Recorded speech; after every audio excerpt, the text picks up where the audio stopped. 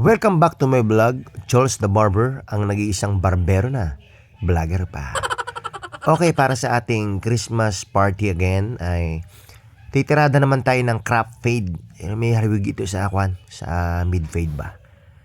Ito ay regular customer natin ay, si Bossing oh. Dati ang gupit ni Bossing ay laging kuwan ito semi-bishop ba, pagkamulit. Okay, ngayon ay kuan daw siya ngayon, crop fade tayo ngayon. Yung hawig sa komba. Mid fade na rin ba?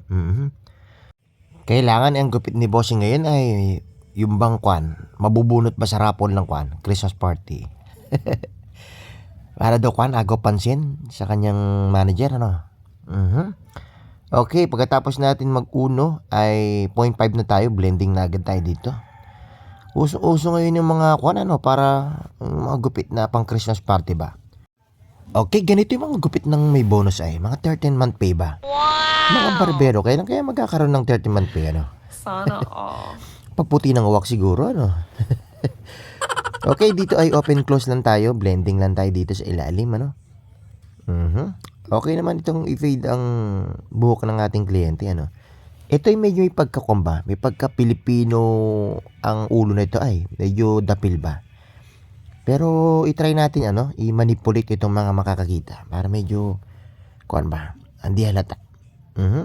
After dyan ay gamit tayo ng detailer. Ito ay nagpifinishing ladig isaan natin ay, panpalinis ba. Ayos, okay. So, gawa na tayo ng kuan. Line it tayo dito sa temple.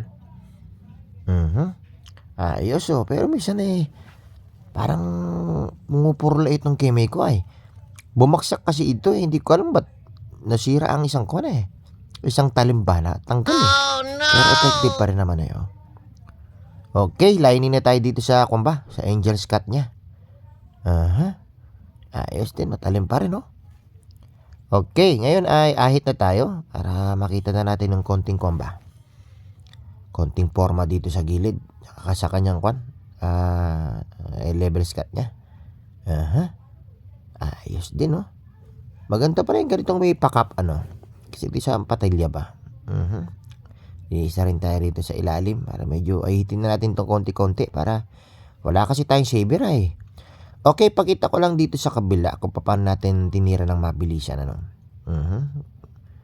One guard, tapos ay lining ulit tayo, mabilisan. Ay nako, sinisipon ako ngayon ay. Allergy na naman. Okay, 0.5 naman tayo para sa blending na. Ganda ng gupit din itong kuwan ay buhok ng kliyente natin Madali siyang i-fade May mga konting dark spot lang ba, pero ayos lang.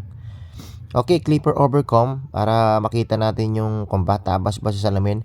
Mahalaga ang sipat sa salamin sa mga nagugupit dyan, mga baguhan. Lagay kayong titingin sa salamin para makita ninyo yung mga lampas-lampas ba para maganda ba ang hagod. Okay, tining scissor ako dito. Binawasan ko, medyo makapal ang buhok ng ating kliyente Ayos formado na din Okay, plangketa tayo para sa ating finishing. Sa mga buwag-wag na buhok, okay yun, mga plangketa. Gamit siya. Okay, ito ang ating buhok. Buhok ng customer. Medyo sabog ba ito makapal. Nako, pagka ganito kaganda ang gupit mo ay sarap kunin ng 13-month pay Bonus ba? Ayos, pati likod Ayos din ang linis Itong kwan niya, bigyan kaya natin ng kwan na ito, lining ito, na kulay puti. Subukan natin. Okay, ayos din Okay, don't forget to follow and likes. Thank you Lord!